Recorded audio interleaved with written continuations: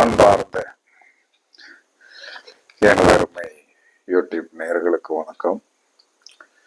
இதுவும் ஒரு முக்கியமான பதிவு தான். யோகமான மனிதர்கள் அப்படிங்கிறது எப்படி நம்ம கண்டுபிடிக்கணும், நம்ம ஜாதகத்துல அந்த மாதிரி ஒரு அமைப்பு இருக்கிறதா அப்படிங்கிறத தெரிந்து கொள்வதற்குண்டான ஒரு சூத்திரம் இருக்கு. அப்ப தெரிந்து கொள்வதற்கு ஒரு சூத்திரம் இருந்தாலும், என்ன ஒரு ஜாதகத்தில் என்ன திசை காலங்கள், என்ன மைனஸ்கள் ஓடினாலும் அவர்கள் வாழ்க்கையில் ஏதோ ஒரு விதத்தில் என்ன சொன்னா லக்கி மேனா இருப்பாங்க. அப்படி அதை கண்டுபிடிக்கிறதுக்கு ரெண்டு வழிகள் இருக்கிறது. அந்த வழிகள் அப்படின்னு சொல்லி வரும்போது என்ன சொல்லலாம்னா, லக்கணம் தான் பிரதானம். இந்த லக்கணம் பிரதானம் அப்படிங்கிறத லக்கணத்தை ஏதாவது ஒரு கிரகம் பார்க்கணும்.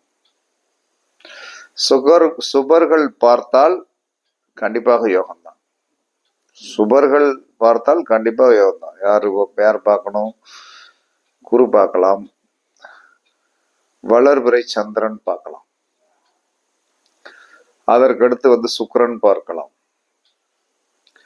புதன், குரு, சுக்கிரன், புதன், குரு, சுக்கிரன், வளர்பிறை சந்திரன். இந்த 4 பேர் ஒரு ஜாதகத்தில் லக்கணத்தை பார்த்து விட்டால், லக்கணத்துல பார்த்தாலோ, லக்கணத்தில் உட்கார்ந்தாலோ, லக்கணத்தை பார்த்தாலோ லக்கணத்தில் உட்கார்ந்தாலோ அவர்கள் யோகசாலிகளாக வலம் வருவதற்குண்டான வாய்ப்புகள் கண்டிப்பாக வாழ்க்கையில் உண்டு என்பதை நீங்கள் அடிக்கோடிட்டு தெரிஞ்சுக்கிடுங்க. ஏன் அடிக்கோடிட்டு அப்படின்னு சொல்றேன்னா, இது உண்மை அப்படிங்கிற ஒரு ரிசர்ச் பண்ணி பார்க்கும்போது, ஒரு சாதாரண குடும்பத்தில் பிறந்த மனிதன் கூட, குடும்பத்தில் பிறந்த மனிதன் கூட அவனே தன்னை வியந்து பார்க்கக்கூடிய அளவுக்கு இந்த கிரகத்தோடைய அமைப்புகள் இருக்கும். இதுல நீங்களாம் நினைக்கலாம், சார் அட்டமாதிபதி 6 குடையவன் 7 குடையவன் இதெல்லாம் என்ன சொன்னா, அட்டமாதிபதி என்பவன் யார்? காலபுருஷனுடைய 8 குடையவன் தான் அட்டமாதிபதி. காலபுருஷனுடைய 6 குடைய புதன் புதன் 6 குடையவன். காலபுருஷனுடைய 12 குடையவன் குரு. அப்ப இதுல 2 பேர் என்ன ஆயிருந்தாங்க? 6 குடையவன் சுபராய் மாறிடுறாரு. அதே சமயத்துல 12 குடையவர் என்று சொல்லக்கூடியவர் ஒரு சுபரா மாறிடுறாரு. அப்ப அதை கணக்கில் எடுத்துக்கொள்ளாதீர்கள். லக்கணத்தில் ஒரு கிரகம் இருக்கணும்.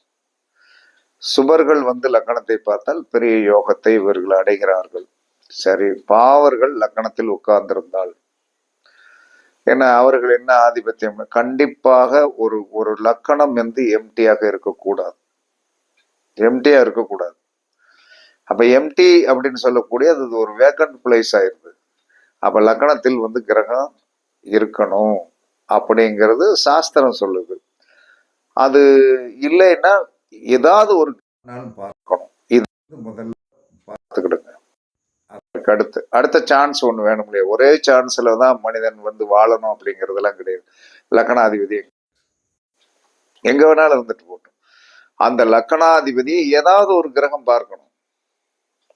லக்கணாதிபதி ஏதாவது ஒரு கிரகம் பார்க்கணும். சேரணும் வைக்கணும் அப்படிங்கிற அவசியம்லாம் கிடையாது. ஏதாவது ஒரு கிரகம் பார்த்தது என்று சொன்னால் எங்க இருந்தா வேணாலும் பார்க்கட்டும்.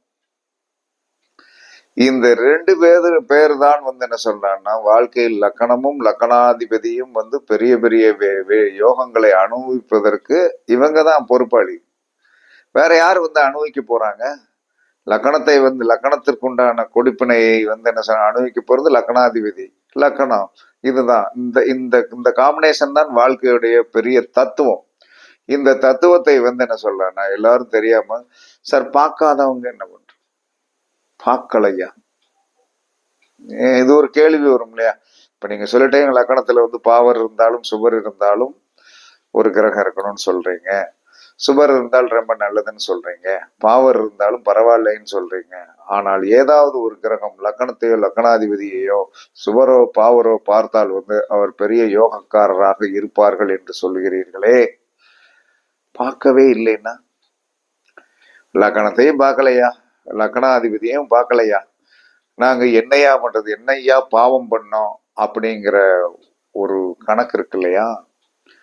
அந்த கணக்குக்கு அடுத்த அடுத்த சூத்திரம் என்ன சொன்னா, சூரியனை ஏதாவது ஒரு கிரகம் பார்க்கிறதா? சூரியனால் பார்க்குதா ஐயா? அடுத்த கேள்வி, சூரியனால் பார்க்குதா ஐயா? விதி விதி விதி என்று சொல்லக்கூடிய லக்னம், லக்னாதிபதி, அதற்கடுத்து வந்து என்ன சொல்றான்னா வந்து சூரியனால் ஒரு கிரகம் வந்து என்ன சொல்றான்னா வந்து பார்க்கணும். சரி, சூரியனையும் பார்க்கல, அதற்கடுத்து வந்து என்ன சொல்றான்னா சந்திரனால் ஒரு கிரகம், சந்திரன் வந்து ஒரு லக்கணம், நல்லா யோசனை பண்ணிக்கிடுங்க. சந்திரன் வந்து ஒரு லக்கணம், அப்ப சந்திரனால் ஒரு கிரகமாக இத்தனையும் இல்லைன்னா ஒண்ணும் பண்ண முடியாதுன்னு அதுக்கும் நான் சொல்ல மாட்டேன். உன்னுடைய பெயரை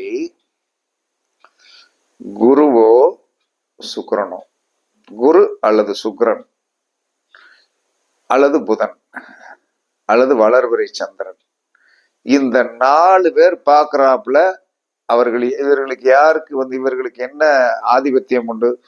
குருவுக்கு 5, 7, 9 பார்வை உண்டு, சுக்கிரனுக்கு 7ஆம் பார்வை தான், புதனுக்கு 7ஆம் பார்வை தான், வளர்பிறை சந்திரனுக்கு 7ஆம் பார்வை. இந்த மாதிரி லக்கணத்தை பார்க்கல, லக்கணத்தை எந்த லக்கணத்தில் உட்கார்ல, லக்கணத்தில் குரு லக்கணத்தில் வந்து எந்த கிரகமே உட்கார்ல, எந்த கிரகமும் பார்க்கல, லக்னாதிபதியை எந்த கிரகம் பார்க்கல, சூரியனை எந்த கிரகம் பார்க்கல அப்படின்ட்டு, சந்திரனை எந்த கிரகம் பார்க்கல, பார்க்கணும், பார்க்கல. இப்படி இல்லாத நபர் என்ன செய்வது? இப்படி இல்லாத நபர் உங்களுடைய பெயரை 4 சுபகிரகங்கள் இருக்கு இல்லையா, சுக்கிரன், குரு, புதன், வளர்பிறை சந்திரன். வளர்பிறை சந்திரன் நீங்க வளர்பிறையில பிறந்திருக்கீங்களா, தேய்பிறையில பிறந்திருக்கீங்களா அப்படிங்க நீங்க தான் பார்த்துக்கிடணும். ஆனால் இந்த 3 பேரும் சுபர் தான். யாரு? சுக்கிரன், குரு, புதன். இந்த 3 பேர்ல ஒருத்தர்னாலும் வந்து உங்களுக்கு என்ன சொல்லணும்னா ஃபேவரட் மேனா தான் இருப்பான்.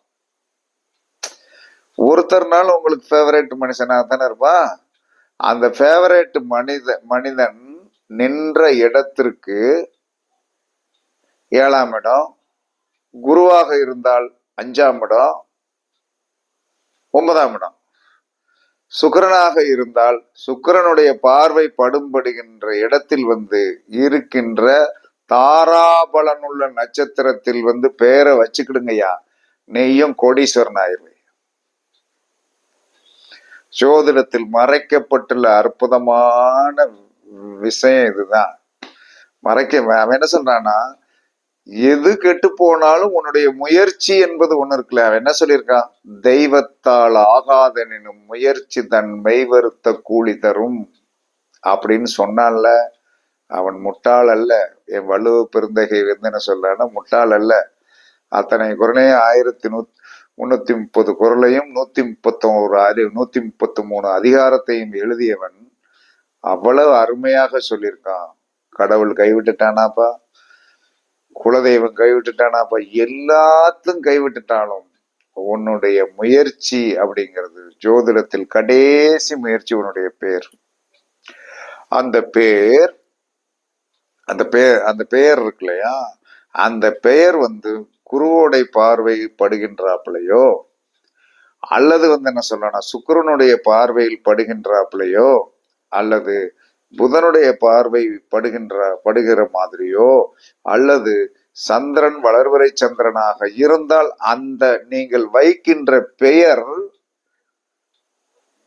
அவர்களுக்கு 7, 3 பேருக்கு 7 வந்துடும், குருவுக்கு மட்டும் 5, 7, 9 வரும். இதுல உங்களுக்கு தாராபலன் உள்ள நட்சத்திரத்தில் நீங்க பிறந்த நட்சத்திரத்துல பேர் வச்சு பார்த்து ஆக்டிவேஷன் பண்ணுங்கள், ஆக்டிவேஷன் பண்ணி பாருங்கள்.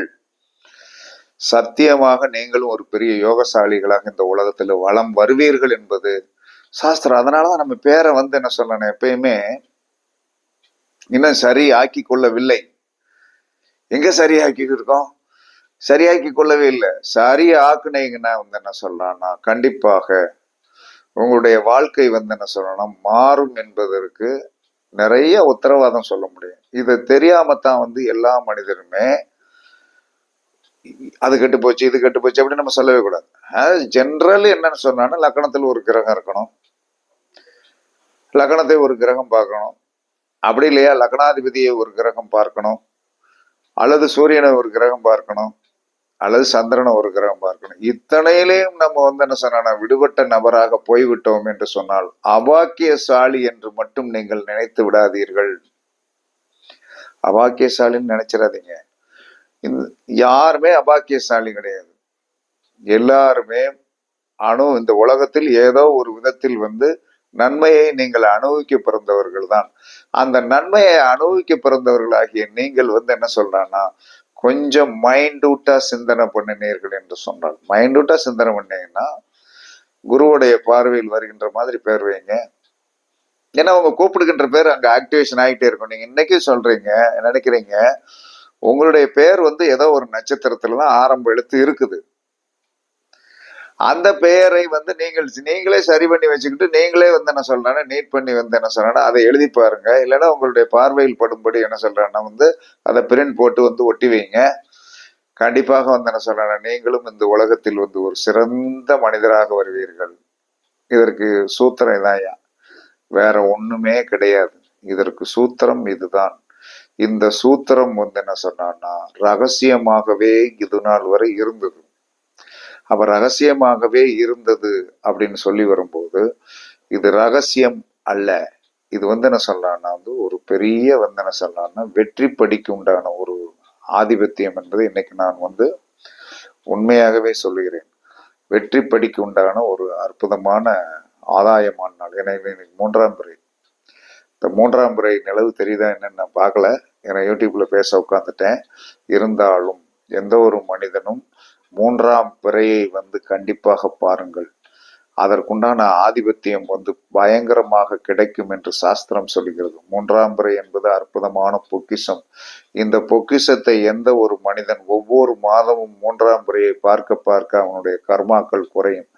அதே மாதிரி ஜெனரலாக சொல்லக்கூடிய ஒன்று லக்கணம், லக்கணாதிபதி, சந்திரன், சூரியன், இந்த 4 பேரும் வேறையும் வந்து என்ன சொன்னா யாராவது பார்க்கணும், அல்லது லக்கணத்துல ஒருத்தர் உட்கார்ந்துருக்கணும். இல்லைன்னா அந்த என்ன சொன்னா எல்லாத்தையும் தூக்கி எடுத்து போடுங்க.